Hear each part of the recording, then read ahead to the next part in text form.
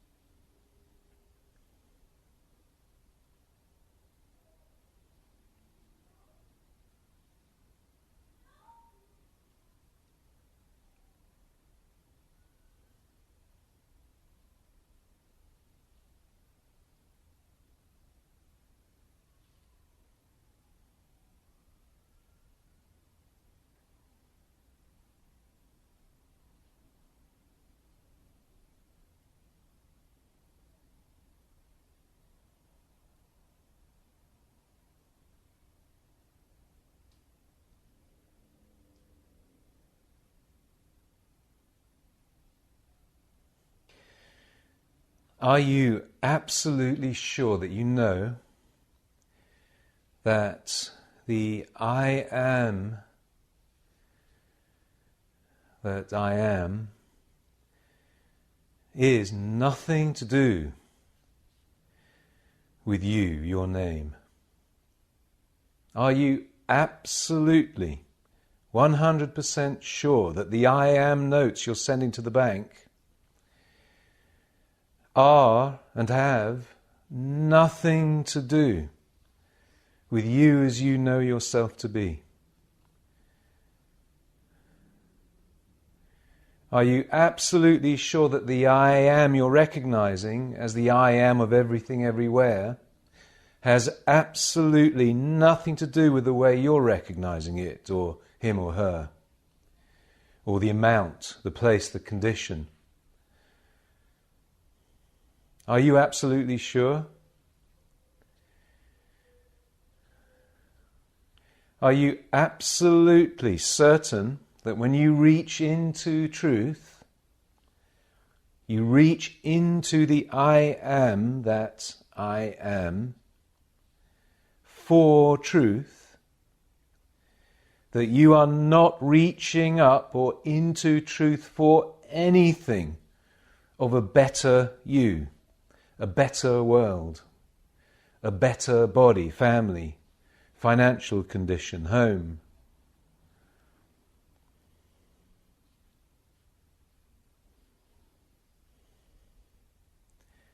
You see, this is where we fail in truth.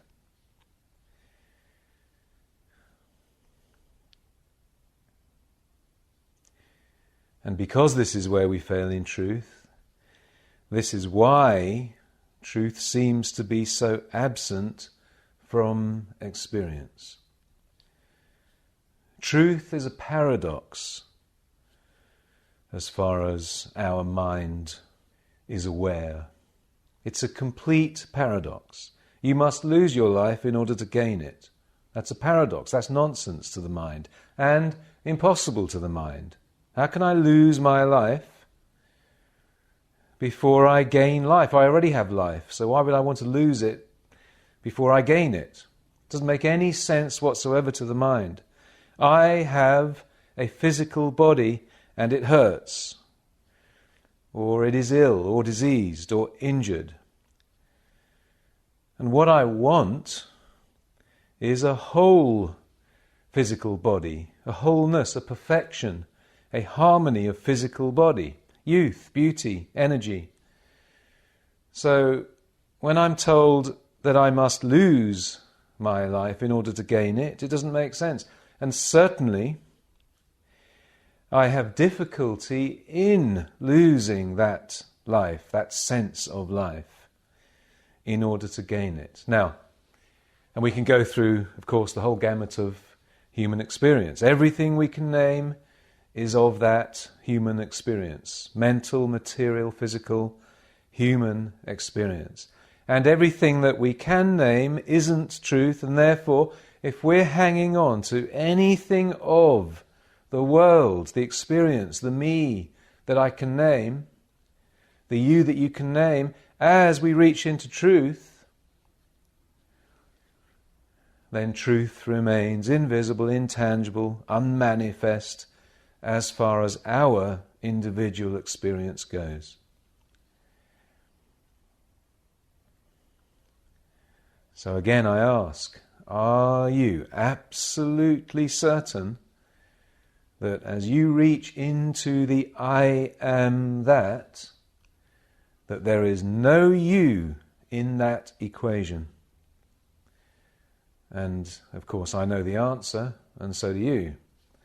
Yes, there is some me left in that equation. Yes, there is. And understandably so, because we haven't quite yet understood our truthful identity. We haven't quite yet understood that everything we sense isn't our truth. Or let's put it like this, is a very foggy experience, or cloudy, or bemused, or confusing experience of that which actually is our truth, and the fullness of our truth fully embodied here and now as the wholeness of experience. We haven't properly, thoroughly understood this, and therefore our identity still mostly remains as that of mental, human, physical experience. And we can't let go of it, and we can't even let go of it sufficiently to reach into truth for truth itself. And hence, there is no truth evident in our experience. This is why there seems to be unyielding problems, or a stubborn problem. All our truth thinking, reading, listening, class attendance, meditating, silence, still does not dissolve or heal, resolve that which appears as our problem, or at least our biggest problem, or one or more of our biggest or most stubborn problems. And this is the reason why. When we say I, when we say I am, when we say or when we experience I am that, when we seem to have the experience of looking out as our world and realizing everything everywhere as I am that, we have to be absolutely certain that that I we're referring to has nothing to do with anything we can name, nothing to do with anything we can reference. Nothing. And yet it has everything to do with it, because when we understand I as the pure infinity of truthful being and presence, God, Spirit itself, omnipresence itself,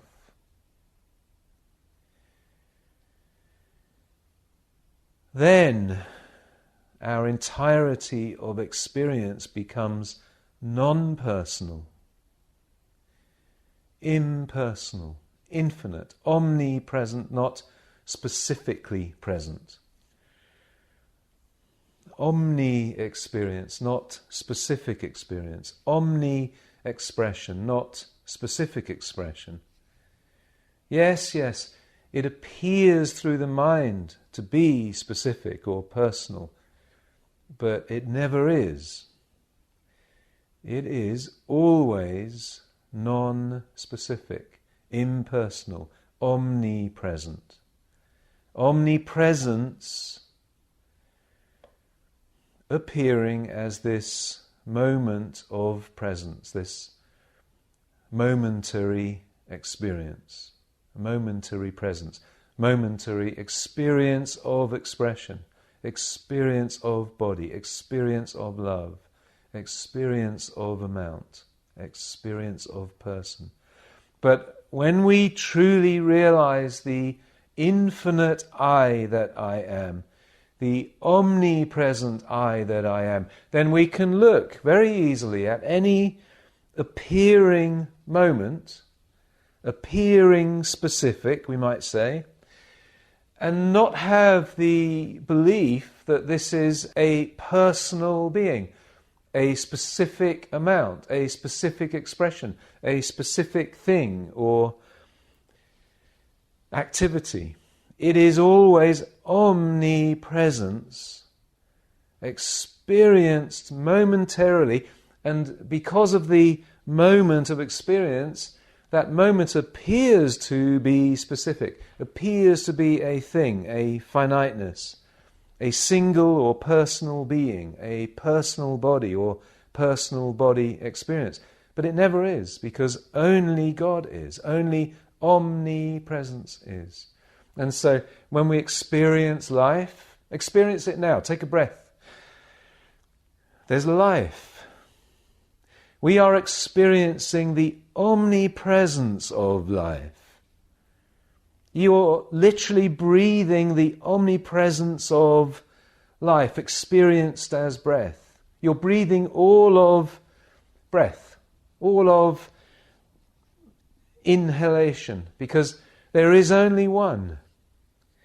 But you being individual versus me being individual are having, are being, is better stated, an individual momentary experience of breathing. And therefore it appears that you are having an individual or personal experience of breathing, and so am I, separately from you. But no, there is only one presence.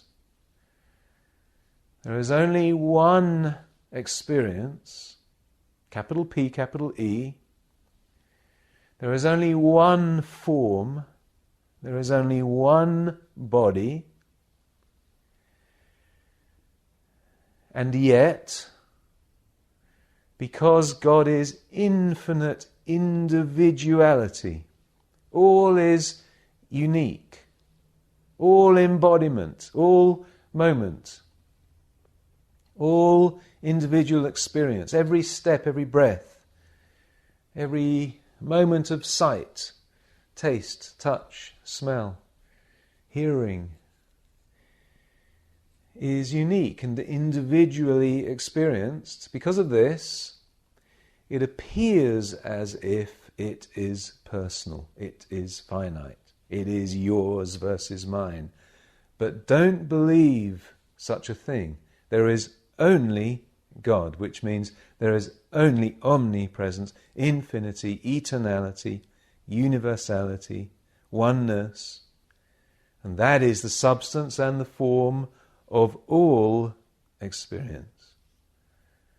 And so as we know this, we know that I that I am, and the I that I am that I'm referring to as I keep the consciousness of I am that, is the one infinite I am that. I am all.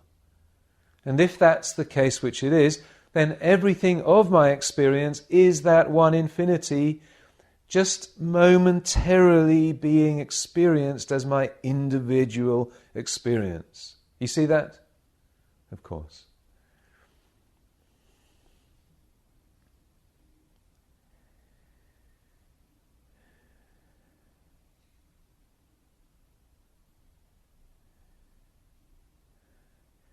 There is only I itself living.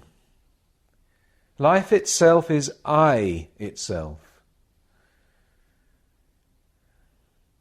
The you that you experience and the me that I do is simply a very foggy or very lowly awareness of that infinite I that is the whole presence of experience. Equally present, as we heard last week. The whole of I, the whole of God, the whole of infinity, as the whole of experience, the whole of presence.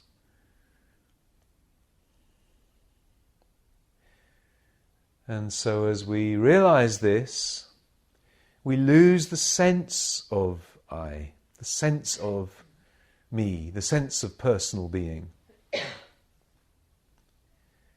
And it's that losing of the sense of I that is the so-called dying to the sense of self, dying to self. You must die, you must lose your life in order to gain it. So we're very clear now that that means we must lose our sense. We must lose our 5 sense identity completely. And lift into infinite identity, omnipresence as identity. I am omnipresence itself. Take that into consciousness now. I am, the very I that I am, is omnipresence itself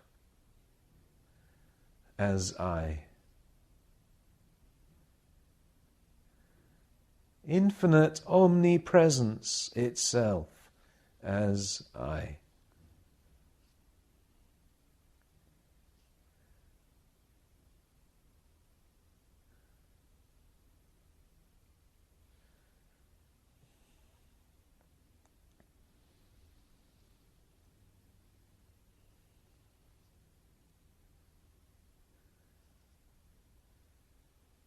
I is infinity, not personal. Every time you say or think I, you're referring to your truthful identity. Now, do not let the mind suggest a false identity. I am, immediately remember, I'm referring to the infinity of I that I am. It's the only I that exists. Therefore, if I'm an I and I am, I must be that, because there is no other I. So remember that. I, whenever you refer to I am going to the market. I am going to the market. Okay, well the I that I've just referred to is the infinity of I. Nothing personal at all. Nothing of me at all. Nothing of me that I can name at all. It is absolutely 100% God, truth, spirit. Nothing to do at all with the sense of I that I call me. Okay, I've established that now. I've lifted from this very tiny, finite, poor, lowly, foggy, confused, bemused sense of I into the I that is totally impersonal, nothing to do with me at all, everything to do with God, everything to do with spirit and truth, omnipresence, infinity, eternality. There's the I that really is my I.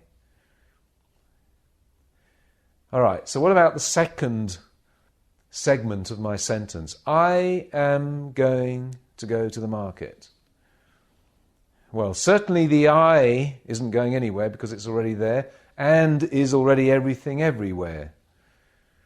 So I is my truthful identity. And now the sense of I, the individual experience of I, certainly is going to go off into itself, to a place called the market, and buy some produce and buy some product, and bring it to a place called home, via a vehicle called a car or a bicycle or legs. So all of that experience has nothing to do with truthful identity, but everything to do, and truthfully to do, lowercase t though, with experience, as long as we remember that the I that I actually am and the I am that, which is the everything I'm experiencing, is actually nothing but omnipresence itself, of which, as which, I am having a momentary individual experience as or of. You catch that? Now, that combination of awareness is being in the world, but not of it.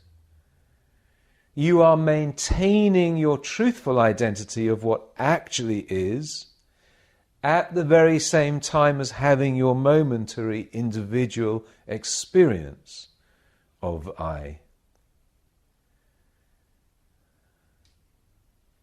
That's easy enough, isn't it?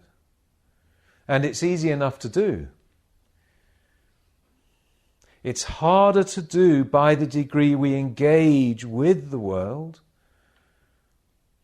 because then we've lost awareness of our truthful identity. It's easier to do by the degree we do not engage with the world, so that our mind can stay in truthful awareness. You see, the mind can only do one thing at a time. It can't engage with the world and engage with truth. It can only stay in truth or stay in the world. And it certainly can yo-yo between the two, and that's really the key to the whole thing. So we're never suggesting that we do not engage with the world. We are suggesting that we have to do so spaciously. We have to have our priority, and that priority is truth. Because as we stay in truth, we witness it. And therefore we witness infinity, we witness miracles, we witness the truth of being, the truth of amount, the truth of interaction, the truth of purpose, the truth of togetherness, the truth of business, the truth of what this business really is. The business, to me, looks as if there's material, human activity going on, transaction going on, service, sharing, information going on, giving going on. That's appearance. But the truth is that all is divine appointment, and that divine appointment has only one purpose, and that's to reveal the kingdom of every being, everything, every place, every condition, every amount of our momentary experience. Every moment is full to overflowing with the miracle of truth, as the very embodiment of that moment experienced conceptually. Think about that. Every moment, every step of conceptual experience is actually overflowing with the very embodiment of the truth experienced as that conceptual fulfillment. And therefore our only true purpose is to have enough spaciousness in consciousness so that we can keep our mind stayed on truth as this very momentary experience, and thereby be that window of heaven that reveals the truth of the life, the joy, the love of every being we are in touch with, every place, every expression. But we can only do it in spaciousness. You see why now? If we're not spacious, if we don't take continual time away from engaging with people, engaging with our environment, getting absorbed in our environment for its own sake. And quite often that's very difficult because quite often our environment is very beautiful. It's very tempting. It's gorgeous. There are very beautiful people out there, as well as rapscallions. There are very beautiful places, conditions. There's beautiful flowers. There are beautiful homes. There are beautiful businesses, beautiful expressions, beautiful vistas. And if we're not very careful, we get drawn in and absorbed into them as their own sake, and we're lost. But as we're able to keep spacious, keep as our priority our mind on truth, realizing that as we do that, an infinite, boundless, greater expression of truth of everything and everyone is going to be our experience and theirs as they touch our consciousness, then of course it's easier in that awareness to stay in truth. And therefore, as we stay in truth as our main priority, and we do that through the spaciousness, through the vacuum of consciousness that we keep maintained in between our interaction, in between our marketing, in between our business activity, our social activity, our family activity, our relationship activity, and so on, then we have the key to the whole of truthful living.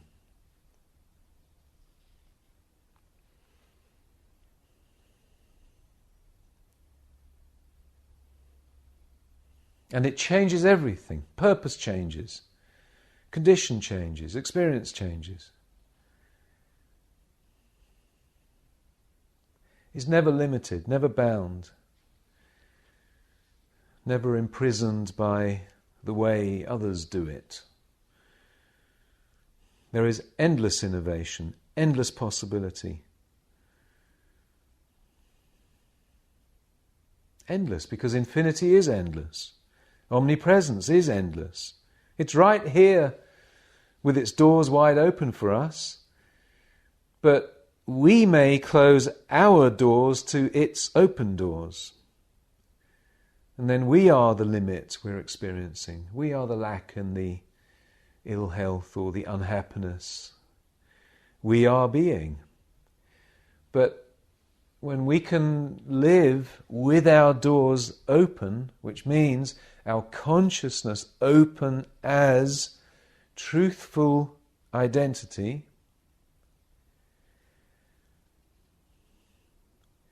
which is immediately possible by having a spacious life, a spacious diary, a spacious home, a spacious relationship,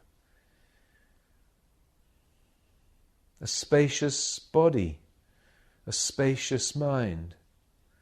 Slow down and relax. Don't be busy. Be spacious. Don't be rushed.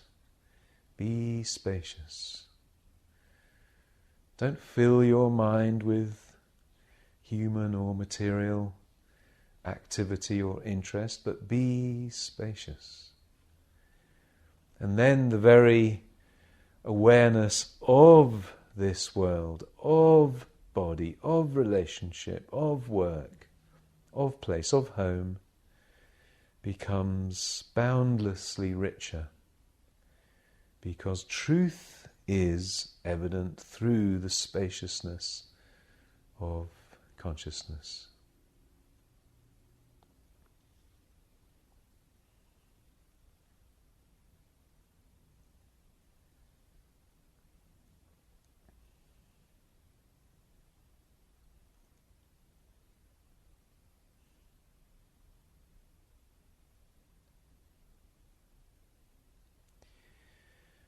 Also realize this.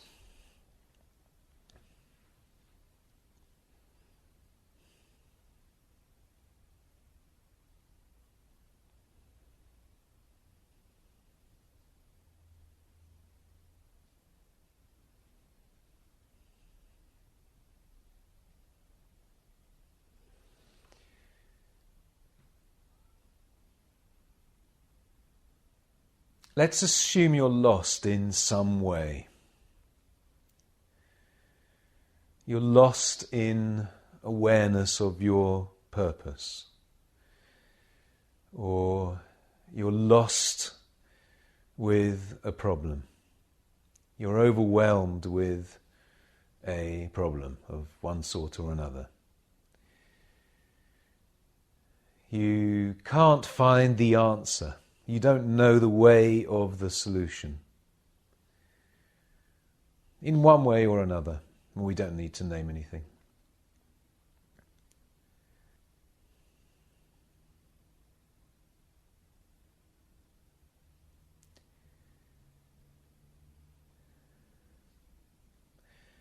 How can I get over for you that which you are naming or you are sensing as that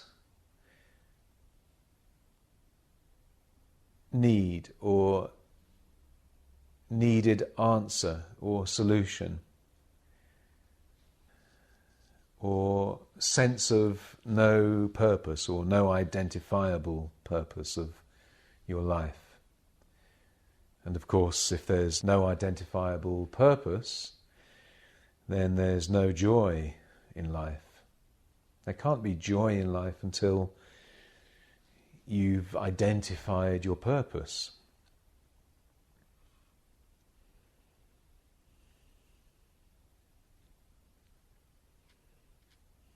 If you're wandering aimlessly, without fulfillment, without purpose, without purposeful expression, then life really has limited joy, of course.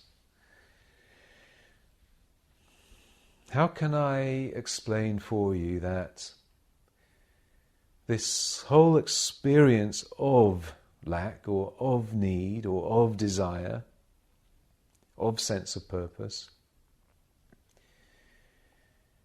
is not at all what it seems to be?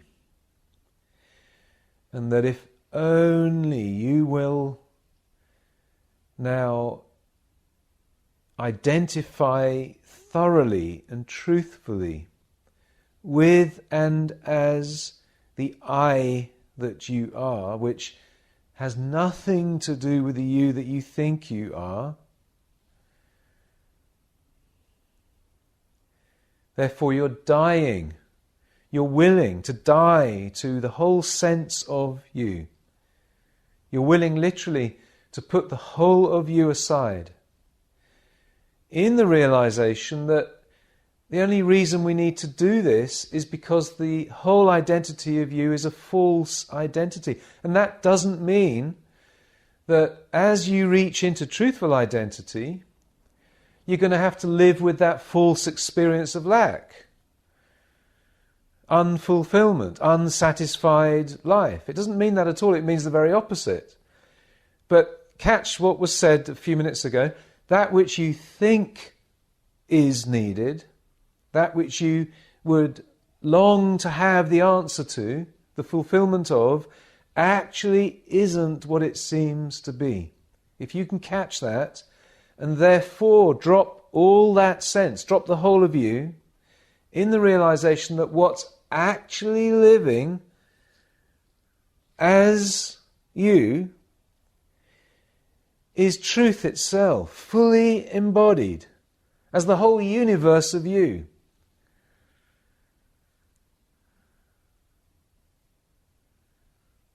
Capital Y-U, which does not exclude lowercase y.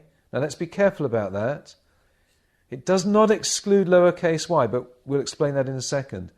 First of all, realize that you, individual you, is individual truth being experienced momentarily as your life, your span of life with your name.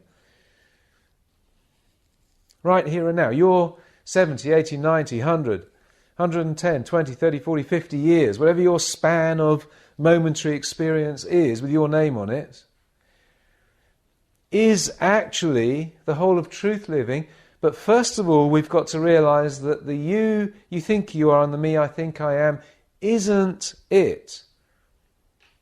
And yet it embodies all of it.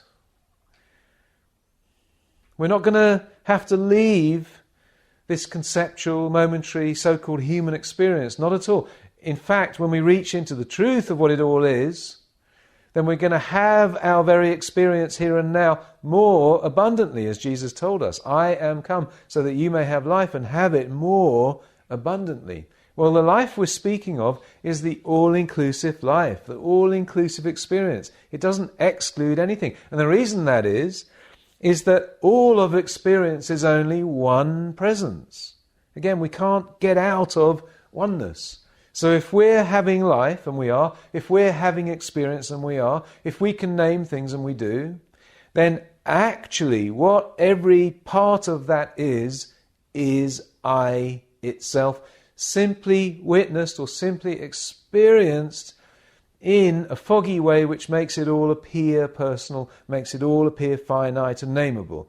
But actually, even as we're naming it and seemingly having a finite experience or a personal experience, what actually it all is I itself. And the more of the awareness of the I itself we have, the greater abundance of the foggy experience we experience. Does that make sense? The more of truthful identity we live, the more abundant, the more rich, the more bountiful, the more beautiful, the more free, the more effortless our conceptual experience of that truthful identity becomes. That makes sense? Because it's all oneness. And so as we reach up into truthful identity, our consciousness is illumined. And that illumination, because all is one, illumines or heightens or brightens or enriches, enlightens, whatever word we wish to use, our very experience of it here and now. Everything is richer. Everything is more of infinity. Everything is more of omnipresence. Everything is more of the finished kingdom revealed. Therefore, less effort needed.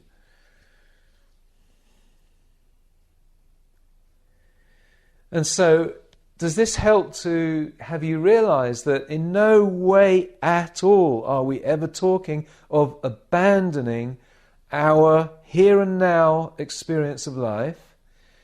However, what we're saying is that in order to experience the riches of truthful life here and now, the abundance, the omnipresence, the finished kingdom that truly is everything, we have to recognize and then live its truthful identity. Does that help? And so now reach up, abandon everything of you. Just forget about you. Which isn't forgetting about you, but it's reaching up into truthful identity, and therefore we don't need to think of anything about us. Because the us that we can think about is untruthful identity.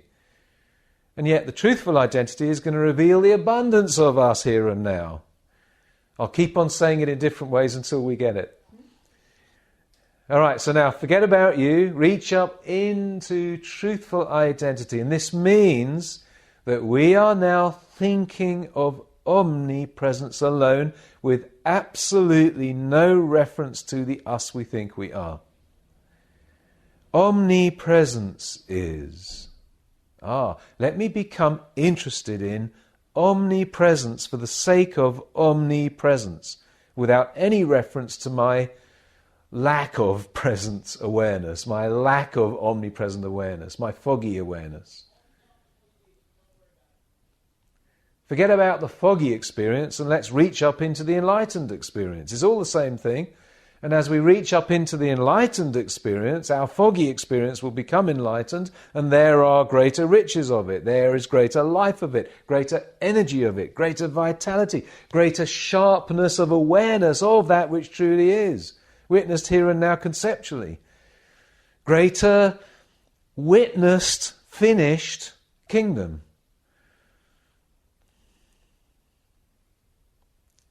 greater witnessed oneness, greater witnessed miracles. So reach up, omnipresence. Omnipresence is what I'm interested in, not finite presence. Omnipresence, not me presence. Omni-life, not me life. Omni-purpose, not me purpose. Oh, I'm trying to find my purpose. Really? Well, you're going to keep on trying to find it for an eternity, because there isn't any purpose to you if you're thinking of you as a personal being with a name on it. Me, Paul. If I'm trying to find Paul's purpose, I'm going to be very disappointed, because Paul doesn't exist, so he can't have a purpose. Only God exists. And as I reach up into that truthful identity of the I that I am, forget about Paul. Just forget about him. Forget about everything he wants, everything he doesn't want. Forget about it. Forget about him sitting here. Forget about him meditating, for him being in silence. It's all a load of nonsense. There's only one presence, and that is the silence itself. So as we sit and forget about us, become a vacuum of self, a nothingness of self, and let the silence be the silence itself rather than our silence, then we're reaching up into truthful identity and letting it be it, not for us, but for it. And that oneness, that truthful silence, that truthful being, that truthful I, embodies the whole of itself. And then as we sit and we experience more of that truthful I for the sake of it, never ever for the sake of anything to do with our name or anything we can desire or not desire, then we will see more of the whole of I witnessed individually as the utter fulfillment of and the effortless fulfillment of and purpose of the I that I'm sensing as this moment of life called my moment of life, my 70 to 150 years or 200 years or however many years. The years don't matter, but the moment does. Each moment matters. How are we living this moment? What are we aware of this moment? Well, the more we're aware of every moment as being the moment of I, because there is no other moment, there is no other I, then our moments will become enriched. Our moments will become more and more effortless, more and more joyful, harmonious, easy, miraculous, loving, vital, and vitally aware.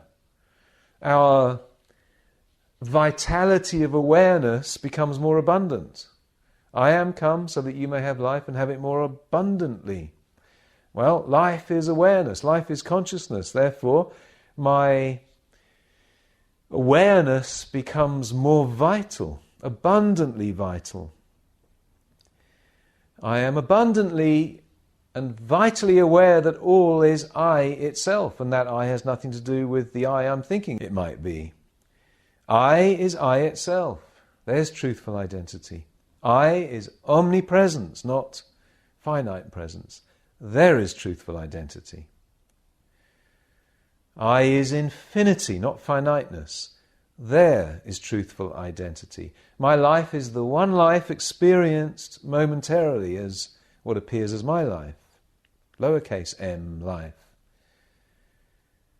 That awareness, you see, is truthful identity. We've died to me and mine, and we've risen in truthful identity. God identity, truth identity, spirit identity, omnipresence identity, infinity identity, eternal identity.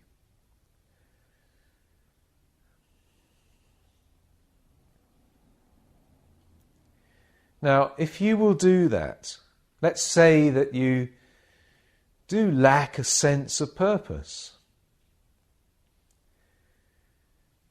a sense of reason for being.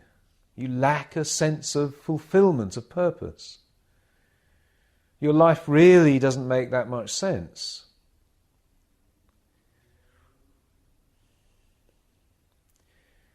Well, I can promise you that if you will forget about the you that's sensing all of this, and trying to find a purpose for it, and instead reach into truthful identity, ponder truthful identity, which has no names. Remember that, it has no names. It is I itself, it is God itself, and of course those names are entirely inadequate, but they're the best we can do at the moment. Omnipresence, omniscience, omnipotence. Again, all these names actually are simply concepts, but they are about the best we can do at the moment. And so they're fine. As you ponder this truth of identity, until you feel a sense of peace, a sense of release, a sense of relief. And at that point, rest, and let truthful I live itself with not an ounce of referencing to you, not an ounce of trying to understand truthful identity for you, for something you will benefit from, something you will gain, even awareness, a sense of purpose. Forget it.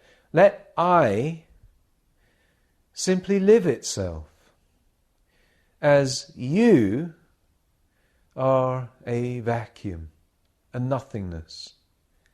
Try to disappear for God.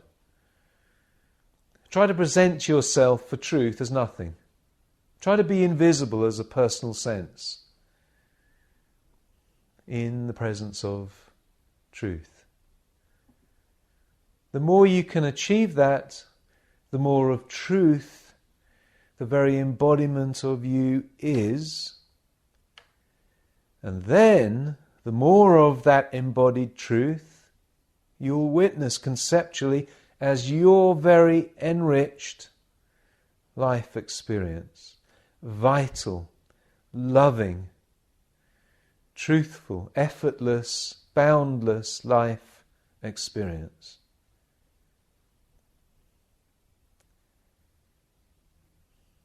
And I'm being prompted to say to you that if we take that last one or two sentences and live with them, we have the whole key.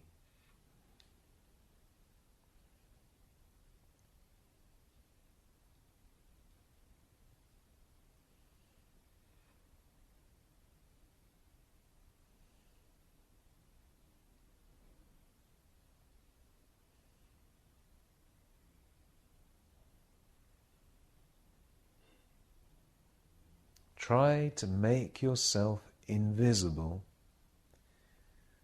to truth.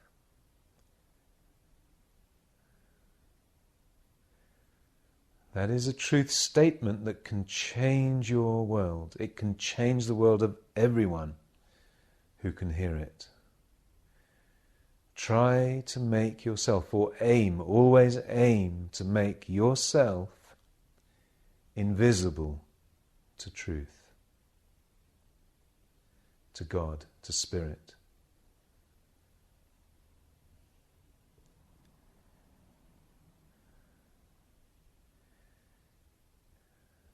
Then watch the miracles that you'll witness.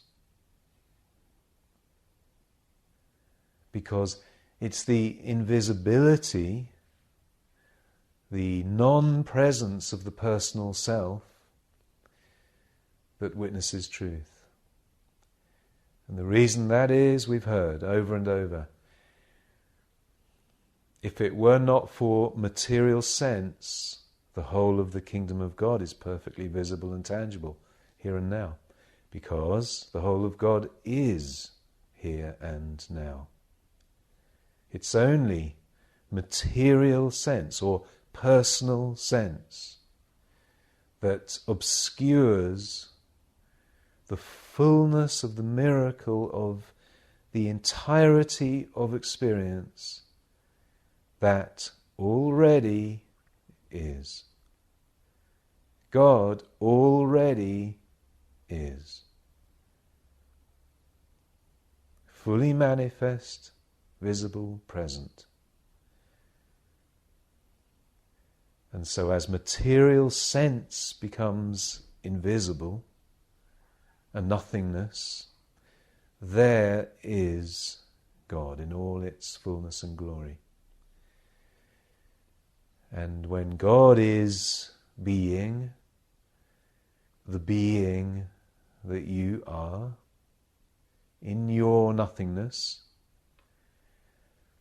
then as you open your eyes and experience each moment in that truthful I identity, then there is the miracle of God witnessed here and now as the conceptual, tangible experience we call this world. This is exactly how healings are witnessed, how miracles are witnessed, how effortlessness is witnessed.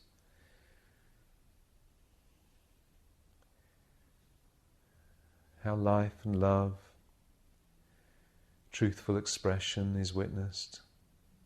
Fulfillment of purpose is witnessed. Fulfillment of being is witnessed.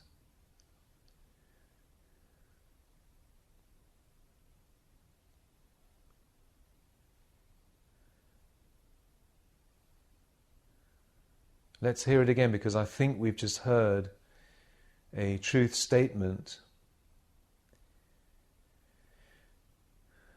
that is just about as profound as the best we've ever had.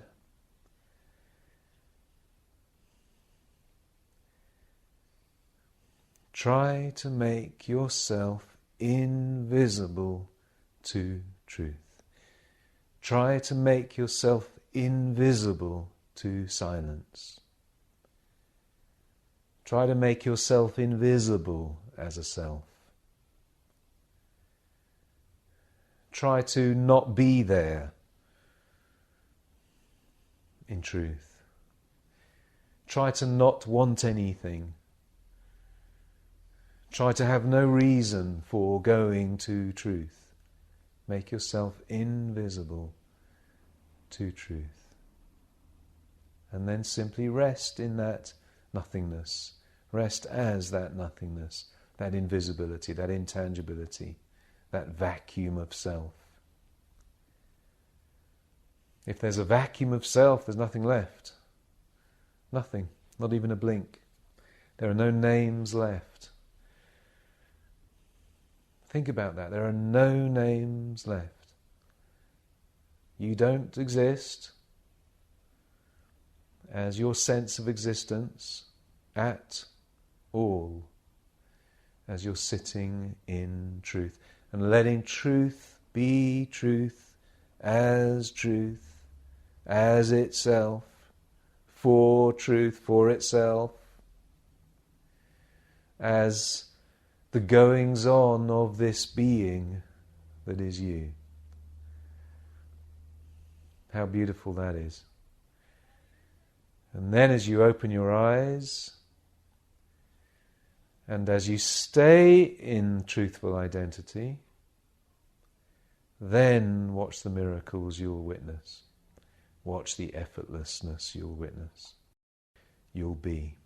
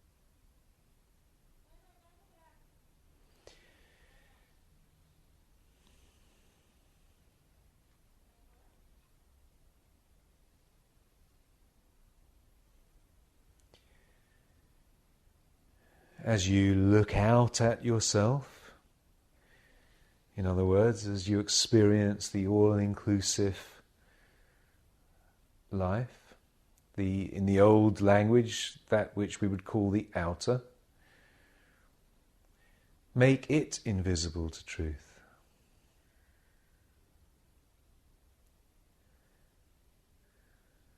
You see how there is no need, no requirement at all to name anything. If we're looking at a flower, we realize, as beautiful as that flower is, that only by making it invisible to truth do we witness its truth. Only by losing our life do we gain our life. And so we're never seeking more truth of the flower. The flower is now invisible in the presence of truth. Do you see, we're not taking the flower to truth. We're taking a vacuum to truth. We're emptying ourselves, our experience, 100%, and then taking ourselves to truth. And it is in that vacuum that truth is witnessed. God abhors a vacuum. God doesn't even recognize a flower. But you see, it is our consciousness that's filling that pocket of awareness or moment of awareness with something. And therefore there's no truth possible there. We are occupying that space. And it can only either be us occupying that space or God. We can't have both. We can't have some of us and some of God, or a little of us and most of God. We can only have all of us or all of God. And the only way we can have all of God is by creating a vacuum as this moment, a vacuum as this pocket of awareness, a nothingness. And so again, let's hear it. Let us make ourselves invisible in front of truth, in the presence of truth. And then that invisibility, that vacuum, that nothingness is spontaneously full of God. Because actually, God is the only presence there. And that presence and the whole of that presence is fully there, fully manifest. But if we decide we will occupy that space, none of God is available to our experience. As a vacuum, as an invisibility,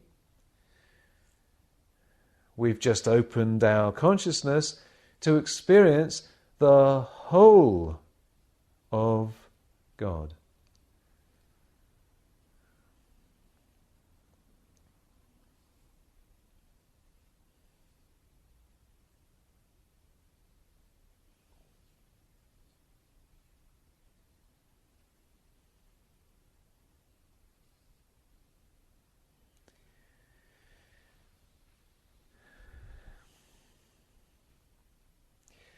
So here's our week's work that again turns out to be an eternity of work. And again it turns out that the work isn't really work, it's just joy, it's just evidencing the miracle of life, being that consciousness which is and which evidences the miracle of life. And that is, let us, first of all, make our sense of self, your name, your body, your presence, your mind, invisible to truth. And equally, in the realization that all of experience is actually the one all-inclusive, self-inclusive presence of truth. Not an inner versus outer, but oneness, the same oneness. simply in magnified experience, but actually in oneness, right here, wherever here is. And everywhere here is, there is the whole. And so as we experience our so-called outer, let us remember all the time that we are wishing to make every element of our experience invisible to truth. And so we're not naming, we're dropping the name. We're making a vacuum of every moment of experience. Or at least we're making a vacuum of every moment of the spaces we make in our interaction, in our engagement with the day. So we're going out as a spaciousness of consciousness so that in that spaciousness, the in-between moments that we're building into our every minute, every 5 minutes of experience, there is that opportunity again to realize the nothingness, the no name, to make invisible all experience, all name in the face of truth. And then simply rest in that invisibility, that vacuum.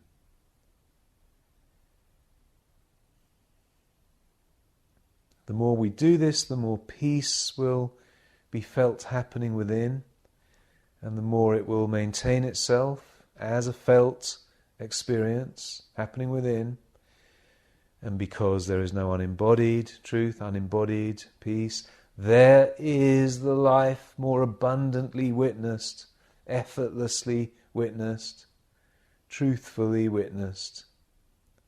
That life we call ours, that life we call this very life.